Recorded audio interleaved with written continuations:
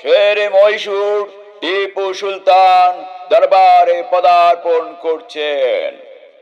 না, তিনি মারা যাননি, তিনি বেঁচে আছেন।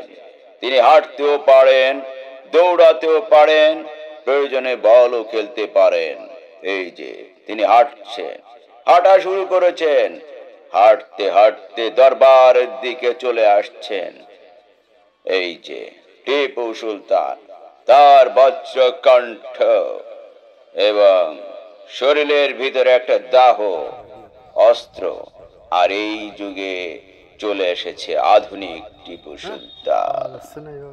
এই যে ওই সময়ের ওই কালের টিপু সুলতানের সঙ্গী ছিল তরোয়ার, আর এই যুগের টিপু সুলতানের সঙ্গী কারা পিছনে, আশেপাশে কে আছে, আপনারা দেখলেই বুঝতে পারবেন। প্রতিভা, তার ভিতরে প্রতিভা একেবারে অনেক প্রতিভাবান একজন প্রতিভা। তিনি শুধুমাত্র একজন সাংস্কৃতিক ব্যক্তিত্বই নয়, তার ব্যক্তিত্ব ছড়িয়ে পড়েছে বাংলার কোণে কোণে। এই যে তিনি নীরবে বসে আছেন, তিনি তার প্রতিভার মূল্যায়ন করার জন্য আমরা শীতের রবি ভোরবেলাতে পূব আকাশে ভাসে, রঙিন আওয়াজ ছড়িয়ে দিল সাদা মেঘের পাশে। মিষ্টি মিষ্টি সোনারও পর্ণ এসে ভাসে, শিশির বিন্দুগুলো যেন মুক্ত হয়ে ভাসে। চার ছবিতে বসে আমরা নৃত্যগুলোর মতো রোদ পোহাই আর গল্প করি মনের কথা যত।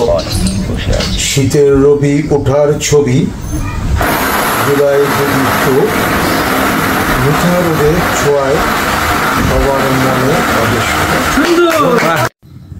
এত সুন্দরভাবে একটি কবিতা শোনার পর আমরা তাকে বিনীতভাবে অনুরোধ করলাম আমাদের একটি গান শোনাতে হবে। তিনি সম্মতি দিলেন, গান গাইলেন। আহ, বাহ, সুন্দর। আরো কিছু শুনতে চাইব।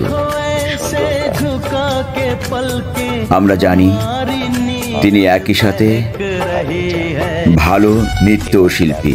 শুনলাম তার কাছে কিছু নৃত্য, দেখলাম মনোরম অঙ্গভঙ্গিতে দৃষ্টিনন্দন নৃত্য। বাহ, আকর্ষণীয় করেছে আমাদের সকলকে। এরপরে আমরা চাইলাম একটি তাসের জাদু দেখান, ম্যাজিক দেখান। তিনি তাও সম্মতি হয়ে গেল, জাদু দেখালো। আমরা জাদু দেখলাম।